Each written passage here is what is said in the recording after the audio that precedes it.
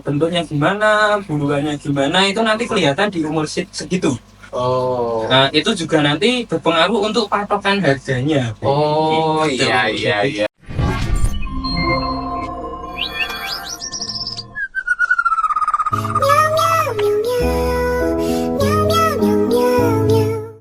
Kalau melihat dari produktivitasnya, Mas Reza, biasanya kalau kenari itu bertelurnya berapa sih untuk satu betina dalam satu periode?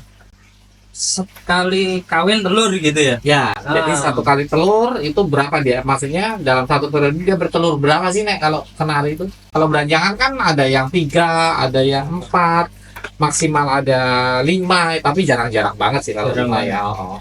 Kalau kenari itu berapa telur tuh dia biasanya? Kalau untuk kenari sih rata-rata ya hampir mirip. Ya mirip sih, bisa dikatakan mirip. Untuk kenari dan beranjangan itu mirip. Rata-rata itu di 3, 4, dan 5 ada. Kalau untuk produktivitasnya, kalau mau dikejar telurnya itu nanti bisa kita sistem apa ya, babu gitu deh. Sistem babu. Sistem babu, jadi telur dari Sebentar. induknya itu. Sistem babu itu, Iya.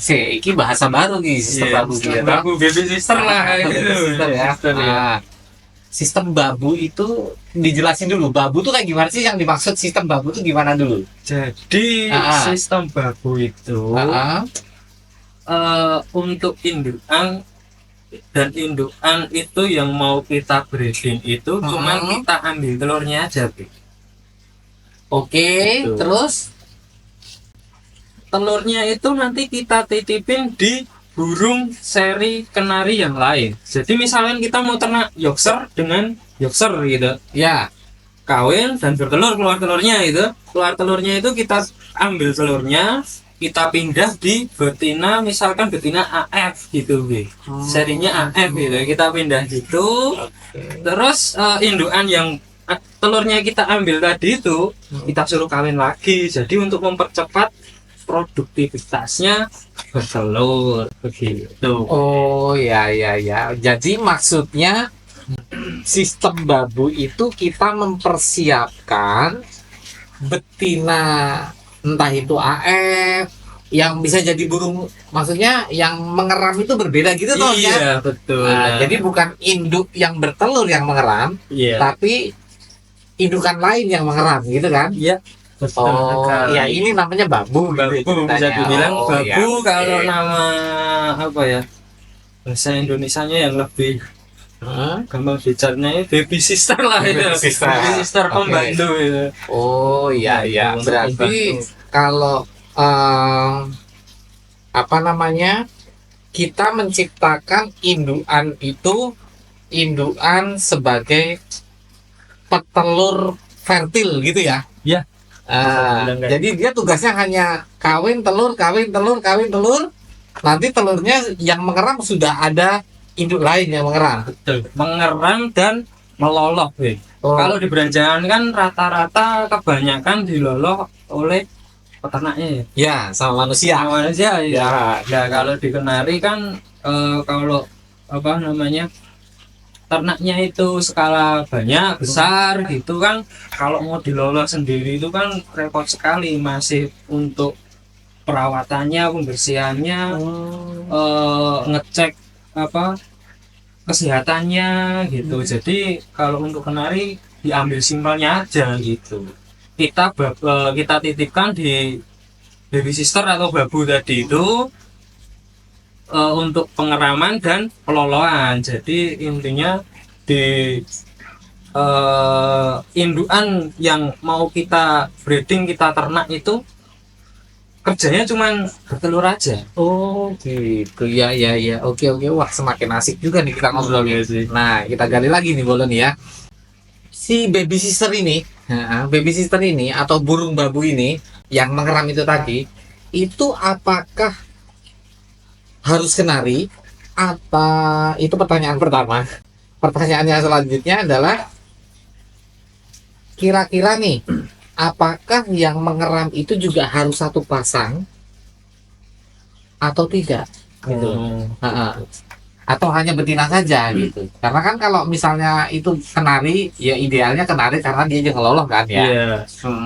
Kalau misalnya dia itu bisanya dia mengeram kan otomatis dia juga harus harus kawin dulu dan pernah bertelur mungkin ya Mas. Itu atau Iya. gimana tuh? Masih agak bingung nih Mbak Bena dalam hal ini. Gimana? Kalau untuk babuan sih bisa dua tipikal sih, B. Oke. Yang pertama itu bisa betina aja. Jadi cuman betina seri ketil lain yang suruh ngeram dan lolo itu bisa. Cuman itu nanti resikonya ketika satu betina itu ngeloloh terlalu banyak, misalkan 4, itu harus periode selanjutnya harus istirahat dulu. Nah untuk yang pasangan tadi ya, Bu, ya. Ya. Nah, untuk pasangan itu yang saya pakai saat ini. Kenapa saya makainya pasangan? Itu untuk mengantisipasi itu capeknya dia, karena yang loloh itu kalau pasangan itu jantan betina meloloh. Nah misalkan kita titipin 4 anakan itu, kita titipkan 4 anakan itu ya jantan betina itu meloloh anakan secara tidak langsung.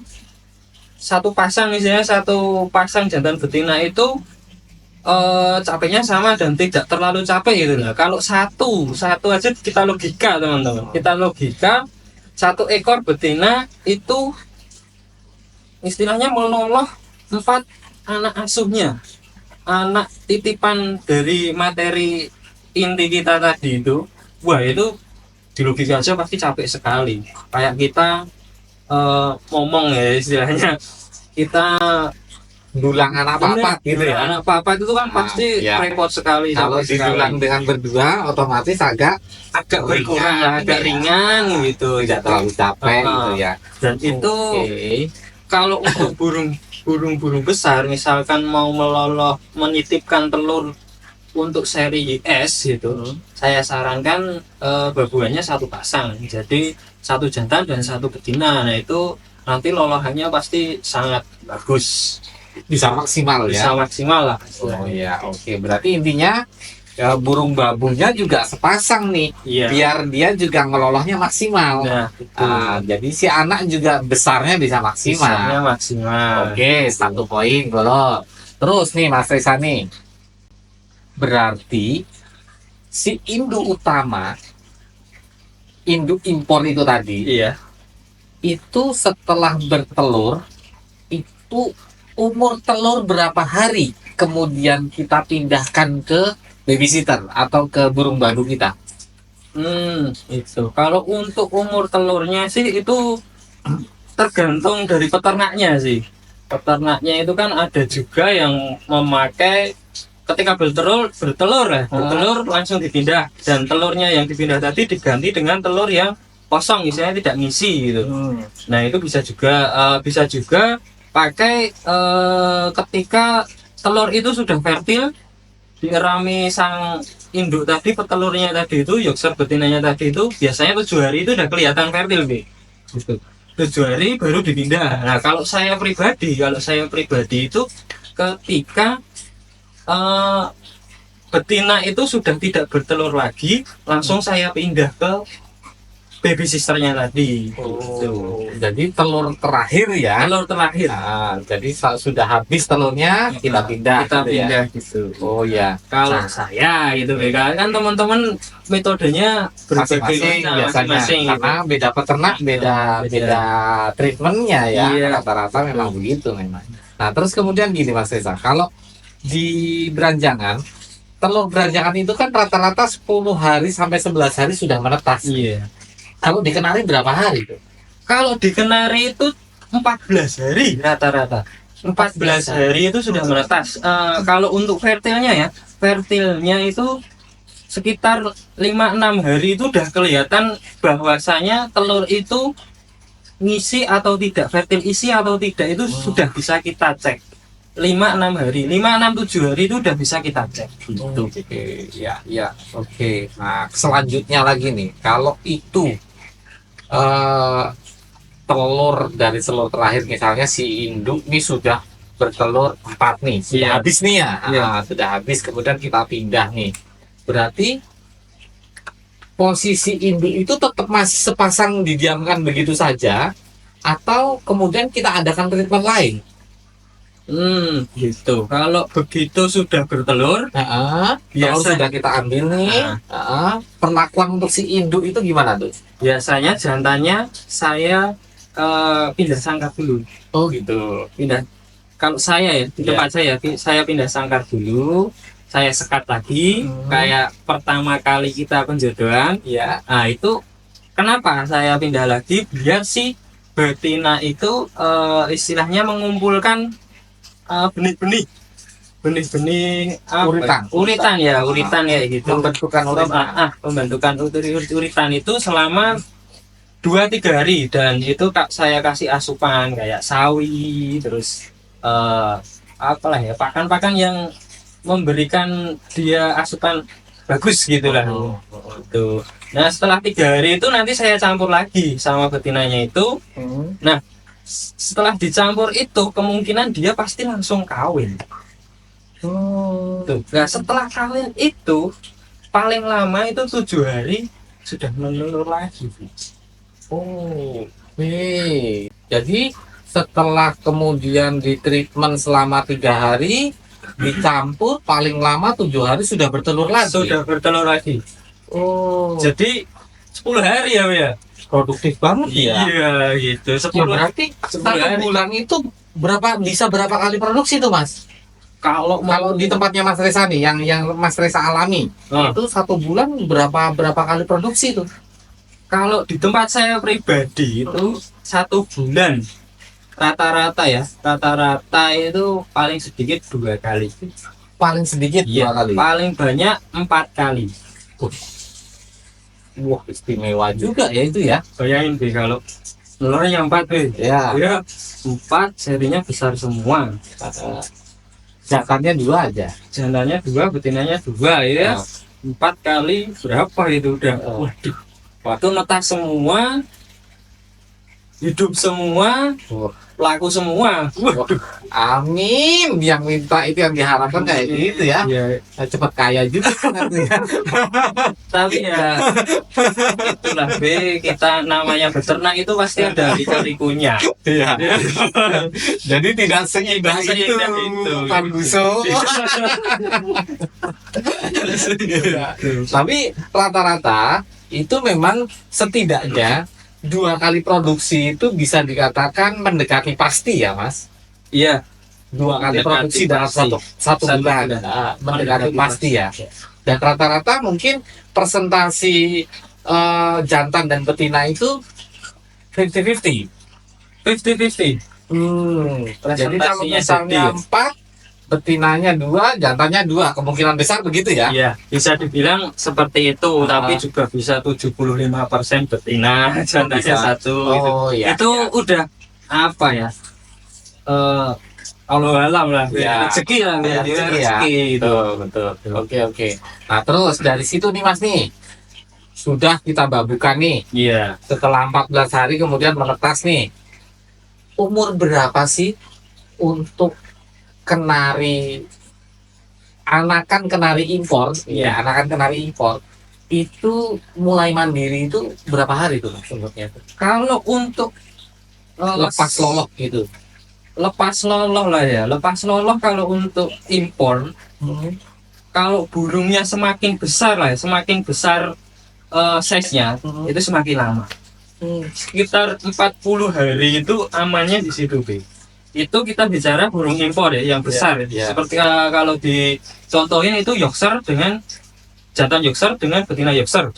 Nah, itu amannya itu di 40 hari baru kita bisa ambil amannya. Tapi Ya. bisa juga di umur 30 hari. Berarti memang agak lebih lama ya Agak dibanding lebih lama. dengan burung-burung lokal ya. Iya. Kalau burung lokal rata-rata 25 hari mereka sudah mulai mandiri. 1 bulan lah paling lama itu Iya. sudah mandiri, dia sudah makan sendiri.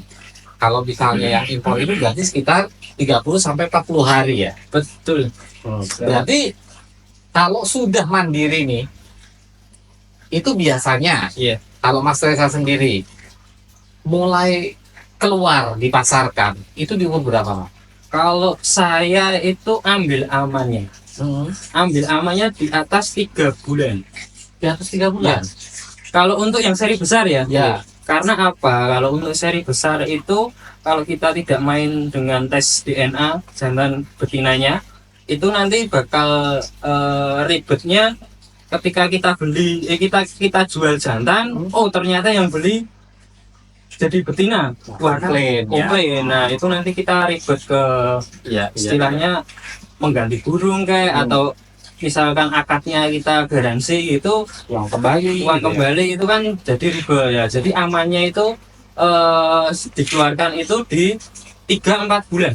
Ya 3-4 bulan itu juga sudah mulai kelihatan bentuk istilahnya postur lah. Nah, Postur kalau di belanjangan kayak kanuragan gitu, kanuraganya kanuragan kayak gitu. Kayak gitu. Kanuragan dong kita. Ya jadi kayak gitu lah. Oke. Tuh. Terus ini untuk masa DNA-nya kalau dikenali itu biasanya umur berapa, Mas? Ya, dengan mulai di DNA. Kalau saya sih mulai di DNA itu dari mulai lepas loloh, mulai mandiri itu sudah bisa di DNA, Bu. Cuman untuk memasarkannya karena kita itu produknya anakan ya alhamdulillah lumayan gitu, lumayan banyak. Jadi ambil amannya di umur 3-4 bulan. Kenapa 3-4 bulan itu? Karena kita lihat dulu segi posturnya, terus bentuknya gimana, buluannya gimana, itu nanti kelihatan di umur segitu. Oh. Nah, itu juga nanti berpengaruh untuk patokan harganya. Oh, Gitu. iya. Misalkan kalau mau dijual umur begitu lepas loloh umur 40 hari kan kita nggak tahu nanti Ya.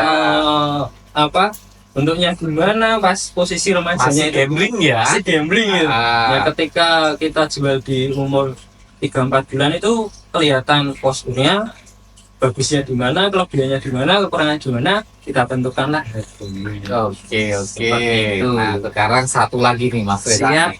Kalau dari itu sudah nih, produktivitas juga sudah.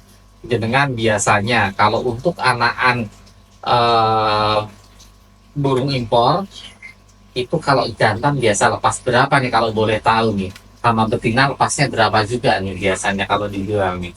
Nah, ini yang standar aja. Yang standar. Dari luar yang istimewa banget, tidak juga yang paling bawah banget. Jadi tengah-tengah lah. Yang Yeah. standar kira-kira berapa nih angkanya rata-rata nih? Kalau untuk seri impor terutama Yorkshire Ya, itu rata-rata di angka 4 juta, Bu. jantan. Jantannya. Oke. Garansi jantan dan sudah include DNA. DNA. Jadi jangan khawatir Plus ongkos kirim. plus ongkos kirim Oke. biasanya seperti itu.